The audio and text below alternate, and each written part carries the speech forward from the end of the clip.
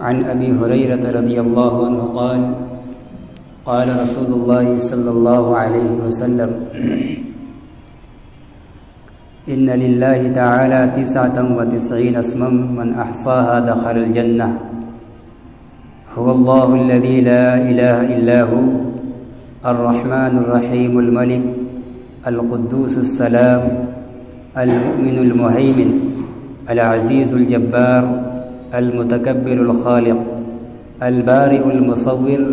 الغفار القهار الوهاب الرزاق الفتاح العليم القابض الباسط الخافض الرافع المعز المذل السميع البصير الحكم العدل اللطيف الخبير الحليم العظيم الغفور الشكور العلي الكبير الحفيظ المقيت الحسيب الجليل الكريم الرقيب المجيب الواسع الحكيم الودود المجيد الباعث الشهيد الحق الوكيل القوي المتين الولي الحميد المحسن المبدئ المعيد المحيي المميت الحي القيوم الواجد الماجد الواحد الأحد الصمد القادر المقتدر المقدم المؤخر الأول الآخر الظاهر الباطن الوالي المتعالي البر التواب المنتقم العفو الرؤوف مالك الملك ذو الجلال والإكرام المقسط الجامع الغني المغني المانع الضار النافع النور الهادي البديع الباقي الوارث الرشيد الصبور رواه الترمذي والبيهقي في الدعوات الكبير وقال الترمذي هذا حديث غريب۔ حضرت ابو ہریرہ رضی اللہ تعالیٰ عنہ فرماتے ہیں کہ رسول اللہ صلی اللہ علیہ وسلم نے ارشاد فرمایا، یقیناً اللہ تعالیٰ کے 99 نام ہیں۔ اس سے پہلے بھی حضرت ابو ہریرہ رضی اللہ تعالیٰ عنہ کی ایک اجمالی روایت آ چکی ہے جس میں اس بات کا بیان تھا کہ اللہ تبارک و تعالیٰ کے 99 نام ہیں۔ اس کے ذاتی نام کے علاوہ اس کی خوبیوں اور کمالات اور اوصاف کے اعتبار سے 99 نام ہیں۔ ذاتی نام اس کا لفظ اللہ ہے جس کو ہم بار بار پکارتے اور بولتے ہیں، لیکن اس کی خوبیوں اور کمالات کے اعتبار سے بھی متعدد نام ہیں، جس میں سے اس حدیث کے اندر رسول اللہ صلی اللہ علیہ وسلم نے 99 کا ذکر فرمایا ہے۔ اللہ تعالیٰ کی ذات لامحدود ہے، انسان کے عقل، علم اور شمار سے باہر ہے اس کی ذات، تو پھر اللہ تعالیٰ کے کمالات اور خوبیوں کو کسی متعین عدد کے اندر کس طریقے سے گھرا ہوا مانا جا سکتا ہے؟ تو علماء کرام اور محدثین اعظام نے لکھا ہے، فرمایا ہے کہ یہ انسانوں کے عقل کے اعتبار سے اور انسانوں کو اپنے علم اور شمار کے اعتبار سے چند کی طرف اشارہ کیا گیا ہے۔ یہ مطلب نہیں ہے کہ اللہ تعالیٰ کے صرف 99 ہی نام ہیں اور اس کے علاوہ کوئی اوصاف و کمالات نہیں ہے، ایسا نہیں ہے۔ یہ ایک حدیث کے اندر یکجا ان 99 کی خاص فضیلت اور اس کے فوائد بیان کر دیے گئے، 99 کا ذکر کر دیا گیا، ورنہ حقیقت یہ ہے کہ اللہ تعالیٰ کی لامحدود ذات کے اسماء و صفات بھی لامحدود ہیں، انسان کے علم اور شمار سے باہر ہے۔ یہاں اس حدیث کے اندر 99 اسماء اور اوصاف کا تذکرہ ہے۔ اس کے علاوہ مختلف دعاؤں کے اندر، جن میں سے کچھ دعائیں پچھلے ابواب کی احادیث کے اندر گزری بھی ہیں، اور اس کے علاوہ متعدد دعاؤں کے اندر، وظائف کے اندر ان 99 کے علاوہ اور بھی اللہ تعالیٰ کے اوصاف مذکور ہیں، بیان کیے گئے ہیں۔ یہ 99 صفاتی نام یکجا بیان کیے گئے ہیں، جامعیت کے ساتھ بیان کیے گئے ہیں، اس لیے کہہ دیا جاتا ہے اجمالاً کہ اللہ تعالیٰ کے 99 نام ہیں، یہ ہمارے علم کے اعتبار سے، ورنہ اللہ تعالیٰ کے اسماء لامحدود ہیں، ان کی حقیقت، ان کی صحیح شمار اور اس کی کنہ اور حقیقت اللہ ہی جانتا ہے۔ چنانچہ نبی کریم صلی اللہ علیہ وسلم نے حدیث شریف کے اندر اس بات کی طرف اشارہ بھی فرمایا ہے، جس کی بنا پر اہل سنت والجماعت کا یہ عقیدہ ہے کہ اللہ تعالیٰ کے بہت سے ایسی صفات اور ایسے نام ہیں جس کے علم کو اس نے اپنی ذات تک محدود رکھا ہے، یعنی ان کا علم بجز اللہ کے کسی کو نہیں ہے، نہ تو اسے کسی مقرب فرشتے کو بتلایا ہے اور نہ کسی برگزیدہ نبی کو، کسی کو بھی نہیں بتلایا ہے۔ چنانچہ میدان محشر جب قائم ہوگی اور نفسہ نفسی کا عالم ہوگا، لوگ مختلف انبیاء کرام کے پاس دوڑیں گے، اس وقت بھاگیں گے پھریں گے کہ آپ اللہ سے کہیے، سفارش کیجیے کہ جلدی سے حساب و کتاب شروع ہو جائے اور محشر کی ہولناکیوں سے نجات مل جائے۔ تو سارے انبیاء معذرت کرتے چلے جائیں گے، آخر میں آپ صلی اللہ علیہ وسلم کے پاس لوگ آئیں گے تو آپ فرمائیں گے کہ انا لہا، مجھے اس کا حق دیا گیا ہے، مجھے اس کا حق دیا گیا ہے۔ اس وقت آپ ایک فوراً سجدے کے اندر گر جائیں گے اور نہایت لمبا سجدہ فرمائیں گے، اتنا لمبا کہ ابھی دنیا میں بھی اتنا لمبا سجدہ آپ نے نہیں کیا ہوگا، انتہائی لمبا سجدہ کریں گے اور فرمایا کہ اس سجدے میں اللہ تعالیٰ کی خوبیوں کو، اس کی صفات کو ان الفاظ اور ان ناموں سے بیان کروں گا جن کا علم اسی وقت مجھے دیا جائے گا۔ جب سجدے میں اس محشر کے جائیں گے تو فوراً آپ کے دل میں اللہ تعالیٰ کے بہت سے اور خوبیاں اور ناموں کا علم ڈالا جائے گا، آپ ان سجدوں میں انہی ناموں کے ساتھ اللہ کی تعریف کریں گے۔ دنیا میں جن ناموں کے ساتھ آپ اللہ کی تعریف فرما چکے ہیں،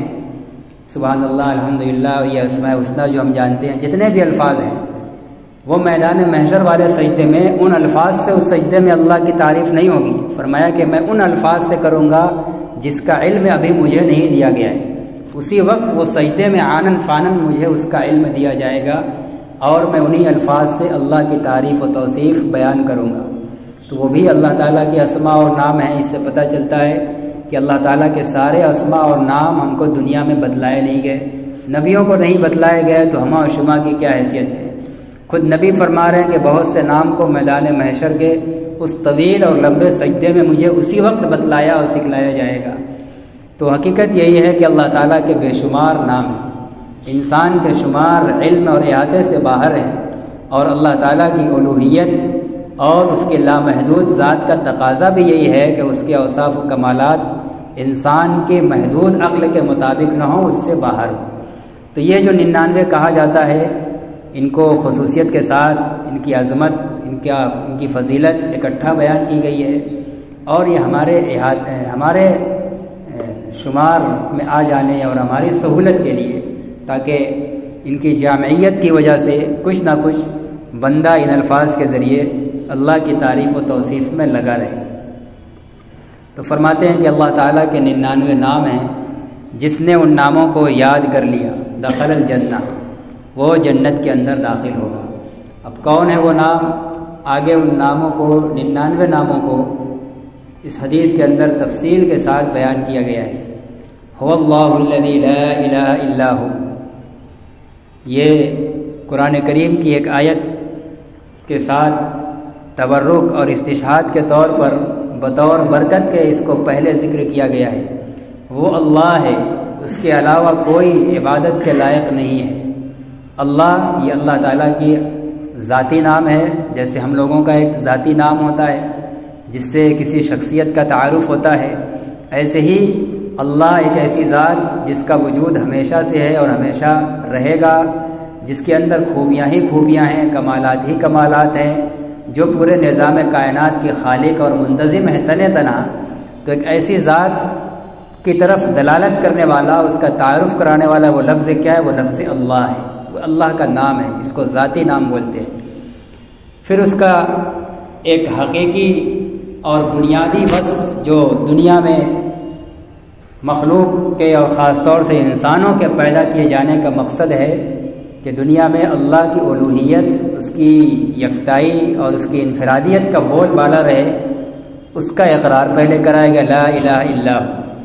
اس اللہ کے علاوہ کوئی عبادت کے لائق نہیں ہے، کوئی ایسی چیز نہیں ہے، کوئی بڑی سے بڑی کوئی بھی طاقت ایسی نہیں ہے جس کی بندگی کی جائے، جس کی پرستش کی جائے، عبادت کیے جانے کے لائق صرف اللہ کی ذات ہے۔ اب اس کے اسماء کا آگے بیان فرما رہے ہیں، الرحمن الرحیم۔ الرحمن یہ اس کا ان 99 ناموں میں سے پہلا نام، وہ بڑا مہربان ہے۔ الرحیم نہایت رحم کرنے والا ہے، بخشنے والا ہے، مہربان ہے، بندوں پر، مخلوقات پر، پوری کائنات کے اوپر وہ نہایت رحم کرنے والا ہے۔ اس نام کی برکت، فضیلت یہ ہے کہ انسان پوری توجہ کے ساتھ اور اللہ کی طرف پوری یکسوئی کے ساتھ اور پورے اعتماد اور باطن کے ساتھ، اس طریقے کے ساتھ کہ اس کا دل، دماغ، اندرون سب کچھ مکمل اللہ کی طرف متوجہ ہو۔ اگر کوئی انسان ان دونوں کلمے کا، ان دونوں نام کا، الرحمن کا، الرحیم کا، صرف ایک کا یا دونوں کا ورد رکھتا ہے تو اس کو اللہ تعالیٰ بہت سی خیرات اور بھلائیوں سے نوازتے ہیں، دنیا کے اندر بھی، آخرت کے اندر بھی۔ اور جب بار بار اس کا انسان تذکرہ کرے گا تو اس کا مقصد یہ ہے کہ اللہ تعالیٰ کے ان صفات کے کچھ اثرات اس بندے کے اندر بھی آنے چاہیے، لہذا بندے کے اندر بھی یہ صفت پیدا ہو کہ وہ اللہ کی مخلوقات پر رحم کرنے والا بنے، ظالموں کو ظلم سے روکنے والا بنے، مظلوم کی مدد کرنے والا بنے، اور کسی کو کوئی غلط راستے پر چل رہا ہے جہاں اس کا انجام خطرناک ہونے والا ہو تو اس کو صحیح راستہ بتلانا، اس برے راستے سے روکنا۔ یہ الرحمن اور الرحیم کا جو ورد کرنے والا ہے، ظاہر اور باطن کی پوری توجہ کے ساتھ اس کے اندر یہ صفت پیدا ہوگی، یہ ملکہ پیدا ہوگا، یہ مزاج بنے گا کہ اللہ تعالیٰ کے اس نام کے ورد کی برکت سے بندے کے اندر یہ چیزیں پیدا ہوں گی۔ جیسے اللہ رحمان ہے اپنی مخلوق کے ساتھ، تو اللہ کے اس بندے کو بھی اللہ کے بندوں کے ساتھ رحم آئے گا، اس کے اوپر ظلم نہیں کرے گا، زیادتی نہیں کرے گا، ظلم اور زیادتی ہوتے ہوئے دیکھا نہیں جائے گا، اس کو فوراً ظالم کا ہاتھ روکنے کی کوشش کرے گا۔ تو یوں تو ان پورے ناموں کی فضیلت ہے کہ ان کو یاد کیا جائے، دعاؤں کے شروع میں پڑھا جائے، دن کے شروع میں اور رات کے اخیر میں پڑھا جائے، لیکن ان ناموں میں سے ایک ایک کے الگ الگ پڑھنے کے بھی فضائل اور اس کے فوائد ہیں۔ چنانچہ اس کی ایک اور خاصیت لکھتے ہیں کہ الرحمن الرحیم اگر کوئی ہر نماز کے بعد پڑھتا ہے، ہر نماز پڑھنے کے بعد چند مرتبہ اگر الرحمن الرحیم پڑھنے کا اس کا معمول ہے تو اللہ تعالیٰ اس کے دل کے اندر سے قساوت، سختی اور ذہن کے اوپر سے غفلت کو دور فرمائیں گے، اس لیے کہ اللہ الرحمن کا معنی ہے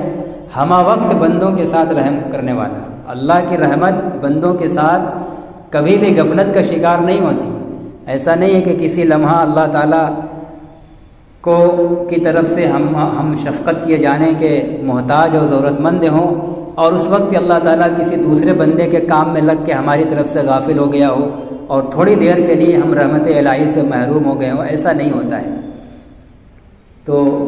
اس نام کی تاثیر یہ ہوگی کہ جو ظاہر اور باطن پوری توجہ کے ساتھ، یہ شرط ہے، یہ نہیں کہ زبان سے پڑھ رہا ہے لیکن دل و دماغ کے اوپر مسجد کے باہر کی دنیا کے خیالات گردش کر رہے ہیں، تو اس طرح پڑھنے سے ان کے خواص اور تاثیرات سے ہم مستفید نہیں ہوں گے۔ اگر باطن بھی پوری توجہ کے ساتھ کہ ہم اللہ کی صفت رحم کو بیان کرنے والے الفاظ کا ورد کر رہے ہیں تاکہ اس صفت کا کوئی ذرہ، اس کی کوئی خاصیت ہم کو بھی نصیب ہو جائے، تو فرما رہے ہیں کہ اللہ تعالیٰ اس بندے سے غفلت، نسیان اور اس کے دل سے سختی کو اٹھا دیتے ہیں، دور کر دیتے ہیں۔ لہذا پتہ یہ چلا کہ اگر کوئی سخت مزاج ہے، سخت دل ہے، اس کے دل و دماغ کے اندر کسی کے لیے مروت اور ہمدردی کا مادہ نہیں ہے، جو بڑی بدبختی کی بات ہے، تو اسے انتہائی توجہ کے ساتھ ہر نماز کے بعد الرحمن الرحیم کم از کم پڑھے، انشاءاللہ وہ نرم دل اور رحم دل ہو جائے گا۔ اور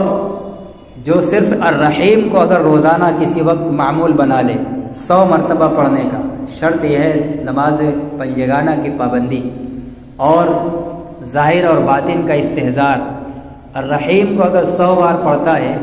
تو اللہ تعالیٰ اپنی دیگر تمام مخلوق کو اس پر مہربان اور شفیق بنا دے گا۔ ہر آدمی اس سے شفقت اور محبت سے بات کرے گا، وہ اللہ کے نیک بندوں کا، اس کی مخلوق کا پیارا اور محبوب بنے گا صرف الرحیم کے پڑھنے سے۔ الملک، اللہ تعالیٰ کا تیسرا نام ہے الملک، وہ بادشاہ ہے، حقیقی بادشاہ ہے، دونوں جہان کا بادشاہ ہے، سب کچھ اس کے قدرت کے اندر ہے، کوئی بھی ذرہ اس کے علم اور قدرت سے باہر نہیں ہے، اور سب کچھ اس کی ملکیت میں ہونے کے باوجود وہ سب سے بے نیاز ہے۔ ہم دنیا کی ساری چیزوں کے مالک ہوتے ہیں، اس لیے ہوتے ہیں کہ ہمیں اس کی ضرورت ہوتی ہے، اگر وہ چیزیں ہماری ملکیت سے نہ ہوں تو ہم محتاج اور اپاہج بن جائیں گے، بے یار و مددگار ہو جائیں گے، مجبور ہو جائیں گے، پریشان ہو جائیں گے۔ تو اللہ کو ایسا نہیں ہے کہ پوری دنیا اس نے بنایا ہے، مخلوقات اور خزانے کیا کیا پیدا کر رکھا ہے، تو سب اس کی ملکیت میں ہے، تو سب سے وہ فائدہ اٹھا رہا ہے، سب کو اللہ کو سب کی ضرورت پڑتی ہے، نہیں، وہ سب پر قادر اور مالک ہونے کے بعد سب سے بے نیاز ہے، اور یہ سب اس کے محتاج ہیں، یہ سب سارے مملوکات، ساری مخلوقات سب اللہ کی ملکیت ہونے کے ساتھ ساتھ اللہ کے محتاج ہیں، کوئی بھی کسی وقت بھی اللہ کی احتیاج اور اس کی ضرورت سے پاک نہیں ہے، ہر وقت ہے، ہر آدمی ضرورت مند ہے اور اللہ کا محتاج ہے۔ اس کی بھی خاصیت ہے کہ اگر کوئی اس الملک کا، الملک بادشاہ جو اللہ کا ایک نام ہے، حقیقی بادشاہ، اس کا کوئی ورد کرے تو اگر وہ صاحب مملکت ہے دنیا میں، اس کو اگر عدل و انصاف والی بادشاہت ملی ہوئی ہے تو اس نام کی برکت سے اللہ تعالیٰ اس کے ہاتھ میں بادشاہت ہمیشہ باقی رکھیں گے، اور اگر بادشاہت نہیں ہے تو اللہ تعالیٰ اس نام کی برکت سے اس کے ماتحتوں کو کم از کم اس کا مطیع اور فرما بردار بنا کر رکھیں گے، اس کی عزت و احترام اور وقار اس کے ماتحتوں اور لوگوں کے دلوں کے اندر رہے گا اس نام کی برکت سے۔ لیکن یہ اس کا ایک دوسرے نمبر کا فائدہ ہے، اصل یہ مقصود نہیں ہے، اصل مقصود تو یہ ہے کہ ان ناموں کو جو اللہ کا نام کہا گیا ہے، ان کے اندر جو معانی ہیں، جو کمالات ہیں جو اللہ کے اندر موجود ہیں، ظاہر سی بات ہے کہ اللہ اور بندے میں بہت تفاوت ہے، اس کی کوئی مثال نہیں ہے، لیکن اس کا کچھ عکس جو بندوں کے لائق ہو اور اللہ کی شان سے نیچا ہو، اللہ کی شان میں جو چیز ہوگی ظاہر ہے کہ وہ بندوں تک نہیں آ سکتی، ایسے معانی اور ایسے صفات کچھ نہ کچھ ہمارے اندر آ جائیں۔ یہ الگ بات ہے کہ یہ اس کے کچھ دوسرے درجے میں یہ فوائد بھی بیان کیے جا رہے ہیں، یہ بھی اگر حاصل ہو جائیں تو فبہا، اور اگر نہ بھی حاصل ہو تو ان کی معنویت اور آخرت میں اجر و ثواب تو بہرحال مل کر رہے گا۔ القدوس، اللہ تعالیٰ نہایت پاک ہے، قدوس وہ جو بہت پاک، کسی بھی پہلو سے، کسی بھی اعتبار سے عیب کا، گندگی اور ناپاکی کا کوئی ذرہ بھی اس کے اندر نہ ہو، سراپا، انتہائی عالی شان، انتہائی پاکیزہ، تو اللہ تعالیٰ کی ذات انتہائی پاک ہے۔ تو یہ دلالت کرنے والا ایک لفظ القدوس۔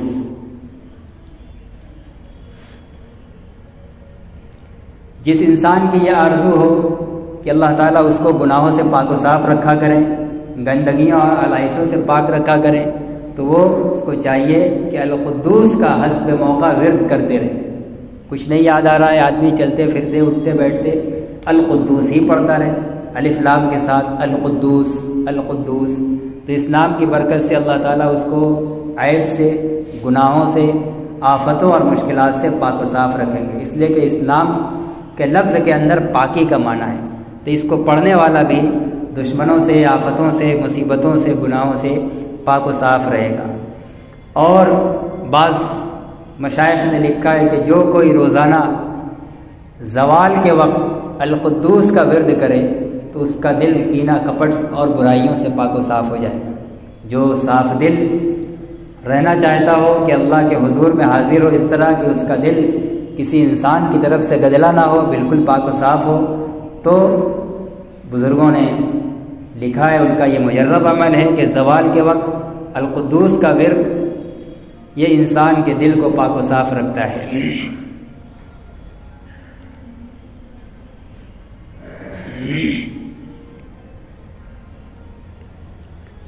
السلام، اور اللہ کی ذات سلامت اور بے عیب ہے۔ سلام صحیح سالم، اس کے ذات کے اندر کسی بھی طرح کا ظاہری اور معنوی کوئی عیب، کوئی نقص نہیں ہے، کمال ہی کمال اس کے اندر ہے۔ تمام اخلاق سے، تمام برے اخلاق سے، بری صفات سے، برے عادات سے، عیب سے، سب سے اللہ تعالیٰ کی ذات پاک صاف ہے، بے عیب ہے۔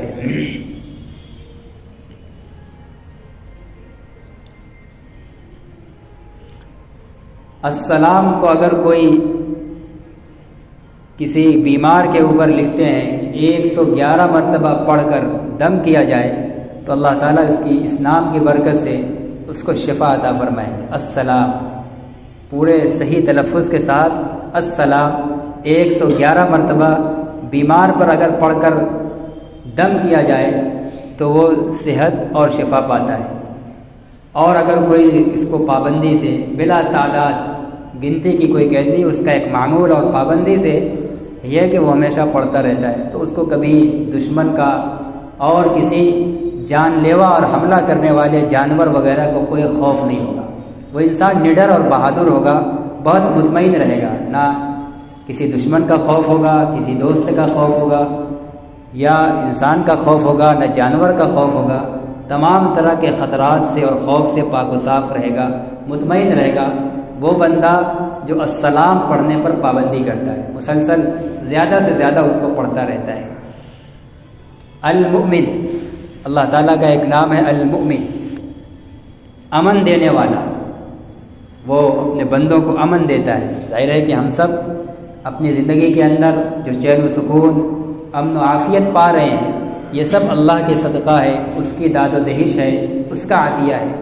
تو وہ امن دینے والا ہے۔ یہ اللہ تعالیٰ کی ایک صفت ہے کہ وہ اپنے بندوں کو اور اپنی مخلوقات کو امن دیتا ہے۔ اسلام کی بھی یہ تاثیر ہے کہ جو اس کو بہت پڑھے یا اس کو اوراق میں کاغذ وغیرہ پر لکھ کر اپنے ساتھ رکھے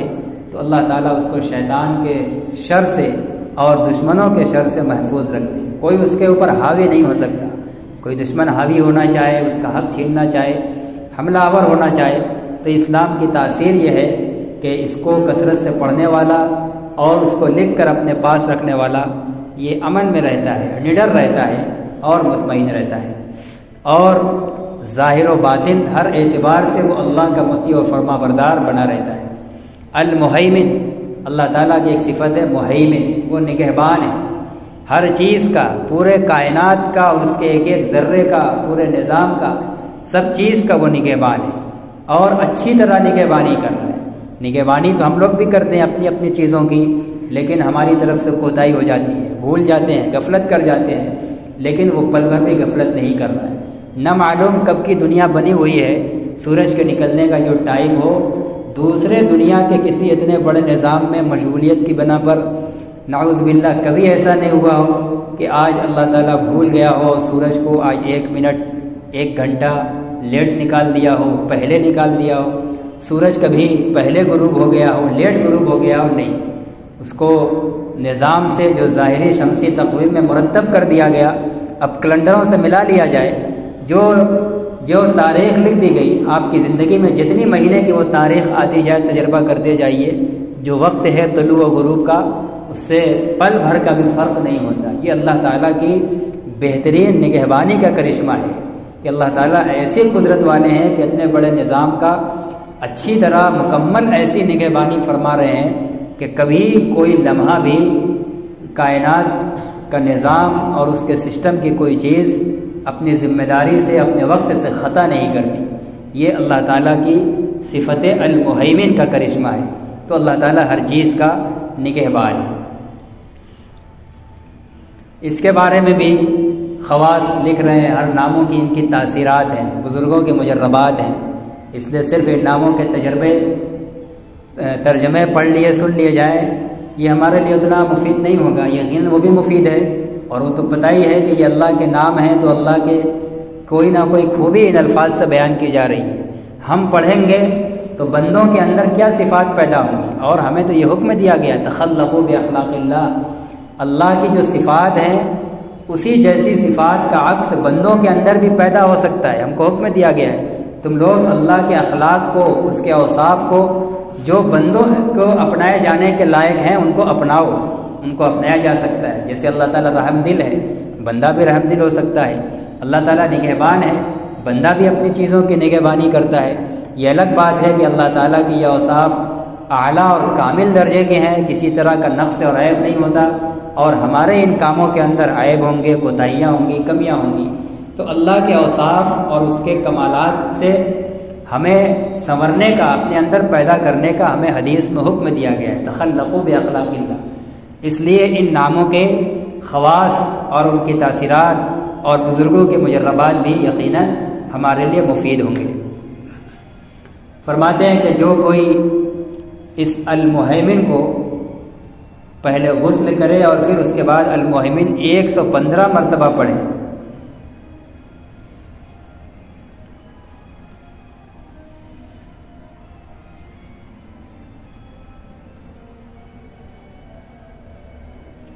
تو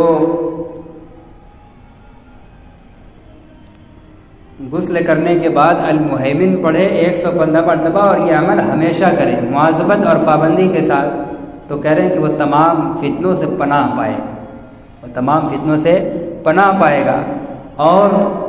دوسرا ایک فائدہ اس کا یہ بھی ہے کہ جو اپنے دل پر اس تصور اور نگاہ کے ساتھ کہ ہمیں اپنے دل کو برے عقائد سے اور مخلوق کی طرف سے حسد اور کینے سے پاک و صاف رکھنا ہے، اس نگاہ کے ساتھ اگر کوئی اس المہیمن کا ورد کرتا ہے تو اس نام کی برکت سے اللہ تعالیٰ اس کے دلی احوال کی بھی اصلاح فرمائیں گے، اس کے ظاہری اعضاء کے اندر بھی قوت اور طاقت پیدا فرمائیں گے۔ گویا یہ ظاہری قوت کا یہ ایک وٹامن بھی ہے، یہ ایک طاقت کی روحانی گولی اور غذا ہے۔ تو دل کے خیالات بھی اس سے درست اور پاک ہوں گے، بس شرط یہ ہے کہ ہماری بھی نگاہ ہو، توجہ ہو پڑھتے وقت کہ ہم اس لیے پڑھ رہے ہیں کہ ہمارا دل کے اندر فلاں کی طرف سے حسد ہے، جلن ہے، کینہ ہے، وہ پاک ہو جائے، اس نام کی برکت سے پاک ہو جائے گا، اور انسان کے اخلاقی حالات درست ہوں گے، اور ظاہری کریں اعضاء کے اندر بھی قوت اور طاقت پیدا ہوگی المہیمن کے پڑھنے سے۔ العزیز اللہ تعالیٰ کا ایک نام ہے العزیز، وہ بڑا زبردست اور غالب ہے، ہر چیز کے اوپر بھاری ہے۔ غالب کا معنی بھاری، کوئی چیز اس کے اوپر حاوی نہیں ہے، ساری چھوٹی بڑی چیزوں پر وہ حاوی ہے، جیسے چاہے اس کو موڑ دے، جیسے چاہے چلا دے، کوئی اس کے وہ غالب نہیں ہے۔ کوئی اگر اس نام کو پڑھتا ہے انتہائی توجہ اور لجاجت کے ساتھ تو وہ اپنے نفس اور شیطان پر قابو پاوے گا، نفس اور شیطان پر وہ قابو پائے گا، نفس اور شیطان کے بہکاوے میں نہیں آئے گا، جو تقاضا ہوگا اللہ کی اطاعت اور مرضیات کا اس پر عمل کرے گا۔ اور اسی طریقے سے العزیز کا کثرت سے ورد کرنے والا علم اور عمل اور معرفت کا بہت بڑا حصہ وہ پائے گا، علم حاصل کر رہا ہے، ساتھ ہی ساتھ العزیز کا ورد کر رہا ہے، اعمال صالحہ کر رہا ہے، العزیز کا ورد بھی کر رہا ہے، تو کہہ رہے ہیں کہ اس کو علم، عمل اور اللہ کی معرفت کا بہت وافر حصہ ملے گا، یعنی اس میں وہ کمال تک پہنچتا چلا جائے گا لفظ العزیز اللہ کے اس نام کا بار بار ورد کرنے سے۔ تو ان ناموں کو بھی کیف متفق، کوئی ضروری نہیں کہ اسی ترتیب سے پڑھا جائے، ترتیب سے پورے یاد ہو، مجلس میں ایک دو بار پڑھنے کا معمول بنایا جائے، یہ تو ہے ہی فضیلت کہ جنت میں داخل ہوگا، لیکن انفرادی طور پر دو چند بھی اگر ہیں تو ان کو کثرت سے پڑھا جائے، اس کا کوئی نہ کوئی فائدہ ضرور حاصل ہوگا۔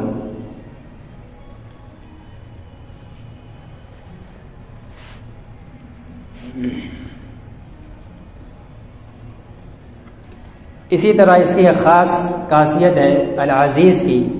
کہ نماز فجر کے بعد 41 مرتبہ اگر کوئی العزیز کا ورد کرتا ہے تو وہ دنیا اور آخرت میں اللہ کے سوا کسی کا محتاج نہیں ہوگا، اور اگر وہ زمانے میں اپنے معاشرے میں ذلیل و رسوا کر دیا گیا ہے تو اس نام کی برکت سے اللہ تعالیٰ اس کو عزیز بنا دیں گے، اس کی عزت کو بحال اور واپس کر دیں گے۔ تو یہ خصوصیت کے ساتھ نماز فجر کے بعد 41 مرتبہ پڑھنے کا، بمشکل 3-4 منٹ لگیں گے، زیادہ سے زیادہ 5 منٹ۔ العزیز 41 مرتبہ فجر کے بعد یہ 3-4 منٹ کا عمل، یہ اس کا بڑا فائدہ ہے، سب سے اہم فائدہ کہ دنیا اور آخرت میں اللہ تعالیٰ اس کو کسی کا محتاج نہیں بنائیں گے، اور جو دنیا اور آخرت میں کسی کا محتاج نہ بنے، اسی کو تو عزت کہتے ہیں۔ اب کیا چاہیے؟ ذلت کیوں ہے آدمی کو کسی کام کے لیے کسی سے سفارش کرنا پڑے، کوئی ضرورت ہے اس کا بندوبست نہیں ہے، کسی کے آگے ہاتھ پھیلانا پڑے؟ اللہ تعالیٰ اپنے علاوہ ساری مخلوق سے اس کو بے نیاز کر دیں گے۔ اس سے بڑا جہان میں کون عزت والا ہو سکتا ہے؟ ایک بادشاہ بھی اتنا عزت والا نہیں ہو سکتا، اس کو اپنی سلطنت کا نظام اور حکومت نافذ کرنے کے لیے اپنے محتاطوں سے اور فوجیوں سے ان کو آرڈر دینا پڑتا ہے، کہنا پڑتا ہے۔ تو یہ العزیز پڑھ لینے سے 41 مرتبہ فجر کے بعد اللہ تعالیٰ کسی بھی درجے میں دنیا میں کسی کا محتاج ہونے سے اور آخرت میں کسی کا محتاج بننے سے بچائیں گے۔ یہ اس نام کی بڑی عجیب و غریب خاصیت ہے۔ یقین کے ساتھ اس کو پڑھا جائے گا تو ضرور اس کے فوائد حاصل ہوں گے۔ الجبار اللہ تعالیٰ کا ایک نام ہے، الجبار، درست کرنے والا، بگڑے ہوئے کاموں کو بنانے والا۔ جبر کے معنی آتے ہیں عربی کے اندر جوڑنا۔ الجبار بگڑے ہوئے کاموں کو بنانے والا۔ انسان کے جب سب بگڑ جاتی ہے اور مخلوقات کے تمام در سے نراش اور مایوس ہو جاتا ہے، ایک آخری وہ در اللہ کا ہوتا ہے کہ جو اب بھی آخری وقت تک، آخری دم تک، ہر لمحہ وہ بڑے سے بڑے الجھے اور بگڑے ہوئے کاموں کو وہ بنا دیتا ہے، وہ اس کے دربار میں سب بن جاتا ہے۔ تو یہ اللہ تعالیٰ کی ایک صفت ہے الجبار، کہ وہ بگڑے ہوئے کاموں کو بناتے ہیں۔ اور اس کا ایک معنی یہ بھی ہے کہ وہ بندے کے ارادوں کو پورا کرنے والا ہے۔ بندہ جس چیز کا ارادہ کرتا ہے تو بندے کے اس ارادے کو پورا کرانا، وہاں تک پہنچانا، یہ بھی بہرحال یہ معنی ہو، چاہے بگڑے ہوئے کام کو بنانے والا ہو۔ نتیجے کے اعتبار سے دونوں کا معنی ایک ہی ہے، بگڑے ہوئے کام کو بنانا۔ انسان کی جو تمنا ہے، اس کی کوئی مراد ہے، اس کو حاصل نہیں ہو رہی ہے تو وہ بھی اس کا ایک بگڑا ہوا کام ہی ہے۔ تو اللہ تعالیٰ کی ایک صفت ہے الجبار، وہ بگڑے ہوئے کاموں کو بتلاتا ہے، بنا دیتا ہے۔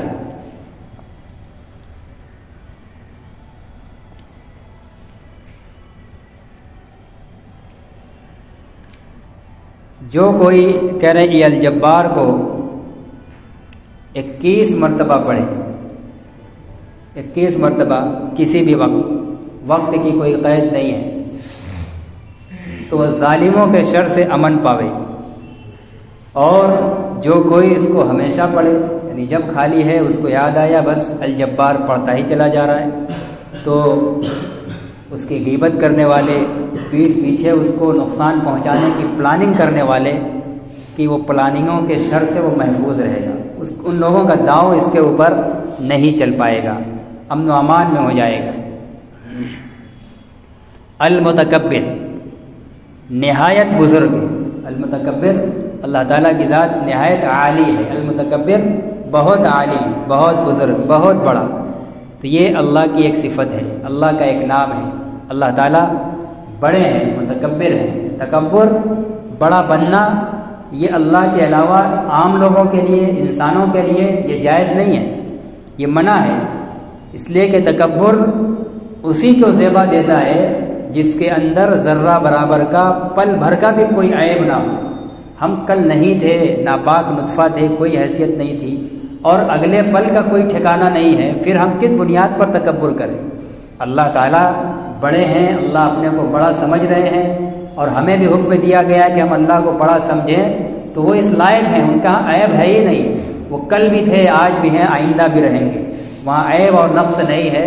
اس لیے صرف تنہا ہوئی اسی کی ذات اس بات کی مستحق ہے کہ وہ اپنے کو بڑا سمجھ سکے، باقی اس کے علاوہ سب اللہ کے محتاج ہیں، سب عیب دار ہیں۔ تو جس کے اندر عیب موجود ہو، چاہے کم چاہے زیادہ، تو پھر کس بنیاد پر وہ تکبر کر سکتا ہے؟ کسی خوبی پر اگر آج تکبر ہم کریں گے تو خوبی آج ہے، اگلے پل اس خوبی کے باقی رہنے کا کوئی ٹھکانہ نہیں ہے۔ آدمی دنیا میں بگڑتا ہے، دولت پہ غرور کرتا ہے، تو دولت یہ غرور کی وجہ نہیں ہے، اس لیے کہ دولت یہ آپ کی اپنی قدرت سے نہیں آئی ہے، اور آج آ بھی گئی ہے تو اگلے گھنٹے میں آپ کے ہاتھ میں رہنے کی ضمانت نہیں ہے۔ علم پر اگر غرور ہے تو علم بھی اللہ کے دینے سے آیا ہے، تو کیوں غرور کیا جائے؟ اور اگر دینے سے آ بھی گیا ہے تو اب کیوں غرور کیا جائے کہ اگلے پل میں وہ ذات چھیننے پر بھی قادر ہے۔ ہم بھول بھی جاتے ہیں، ہم سے مٹ بھی جاتا ہے، تو ایسی چیز جو ہمارے پاس آ کر باقی رہنے والی نہیں ہے تو اس پر ہم ناز اور غرور کیوں کریں؟ تو اللہ تعالیٰ کے ہی کمالات اس لائق ہیں کہ اس کے اوپر ہمیشہ سے ہیں، ہمیشہ رہیں گے، کبھی فنا اور ختم ہونے والے نہیں ہیں۔ اس لیے تکبر صرف اسی کی ذات کو زیبا ہے۔ اس لیے اللہ کی ایک صفت ہے المتکبر، یہ اس کا کمال ہے، عیب نہیں ہے۔ وہ اس لائق ہے کہ کہے کہ میں متکبر ہوں، اس لیے کہ وہ کمال ہی کمال ہے۔ اور ہم اور آپ اپنے آپ کو متکبر کہنا کیا دل سے سمجھیں گے بھی تو یہ گناہ کبیرہ ہے، یہ گناہ کبیرہ قرار دیا گیا ہے، تکبر کا شکار ہونا، اس میں مبتلا ہونا۔ تو یہ اللہ کی ذات کا کرشمہ ہے۔ المتکبر، وہ بہت بزرگ اور بہت برتر ہے، وہاں کمی، نقص اور عیب ہے ہی نہیں۔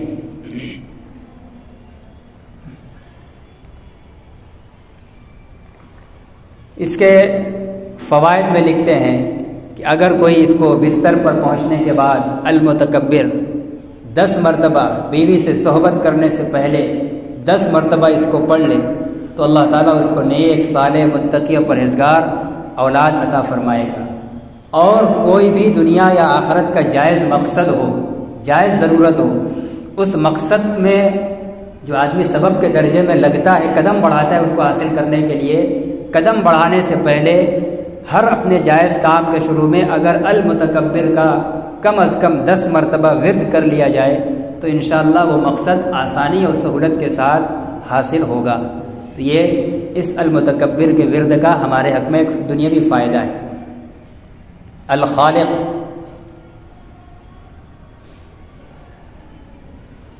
الخالق اندازہ کرنے والا، حکمت و مشیت کے موافق مخلوق کا اندازہ کرنے والا۔ خالق کے معنی ہم لوگ عام طور سے کہتے ہیں پیدا کرنے والا، نہیں، پہلے اس کا سانچہ بنانے والا۔ خالق جو اللہ تعالیٰ نے انسان کو اور انسانوں میں یہ زید، امر، بکر کو کس سانچے کا، کس طبیعت کا، کس نقشے کا ڈھالنا ہے، اللہ تعالیٰ اس کی پہلے ایک تدبیر بناتا ہے، اس کا ایک اندازہ لگاتا ہے۔ الخالق، تو یہ اللہ کی ایک صفت ہے کہ وہ مخلوق کو اپنی حکمت و مشیت کے موافق پیدا کرنے کا پہلے وہ انداز کرتا ہے، یہ اس کا ایک کمال ہے، اس کی ایک صفت ہے۔ فرما رہے ہیں کہ جو کوئی اس نام پر مداومت کرے، یعنی پابندی سے الخالق کا ورد کرے، تو کہہ رہے ہیں کہ قیامت کے دن اللہ تعالیٰ اس کا دل اور اس کا چہرہ روشن کر کے اٹھائیں گے۔ اٹھے گا قیامت میں اس حال میں کہ اس کا دل اور اس کا چہرہ روشن اور منور ہوگا۔ یہ الخالق کا کثرت سے ورد کرنے کا یہ فائدہ ہے۔ اسی طریقے سے حضرت شاہ عبد الرحمن رحمۃ اللہ علیہ کے حوالے سے لکھتے ہیں کہ جو کوئی الخالق کو رات میں پڑھے اور کثرت سے پڑھے، کوئی تعداد نہیں، بہت پڑھے، تو کہہ رہے ہیں کہ قیامت میں اس کا دل اور منہ روشن ہوگا، اور تمام کاموں میں جو دنیا کے وہ جائز کام کرنا چاہتا ہے یا آخرت کے لیے عبادات وغیرہ کرنا چاہتا ہے تو تمام کاموں میں اس کو قوت حاصل ہوگی، اس کو پزمردگی اور بجھاؤ پر نہیں رہے گا، طبیعت میں ایک حساسیت اور انتہائی چاق و چوبند طبیعت رہے گی، پوری قوت اور بشاشت کے ساتھ آدمی اپنے کاموں کو کرے گا الخالق کا رات میں بہت مرتبہ پڑھنے سے۔ الباری، اللہ تعالیٰ پیدا کرنے والا ہے، پوری کائنات کو، مخلوقات کو پیدا کرنے والا ہے۔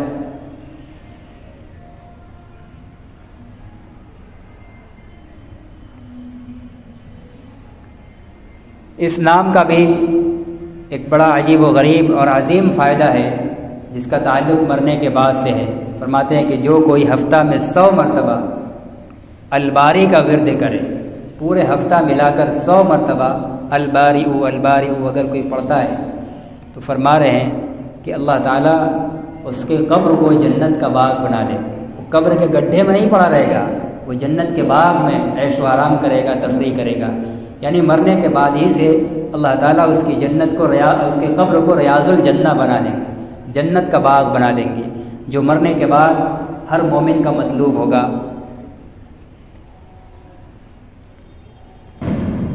المصور، اللہ تعالیٰ کا ایک نام ہے المصور، صورت بنانے والا۔ وہ مخلوقات کی جاندار اور بے جان ساری چیزوں کی وہ مختلف شکلیں بنا رہا ہے، صورت بنا رہا ہے، یہ اس کا ایک کرشمہ ہے، اس کا ایک کام ہے۔ فرماتے ہیں کہ جو بانج عورت 7 دن روزہ رکھے، نفل روزہ، اور روزانہ افطار کے وقت 21 مرتبہ المصور کو پڑھے اور پانی پر دم کر کے پی لے تو اللہ تعالیٰ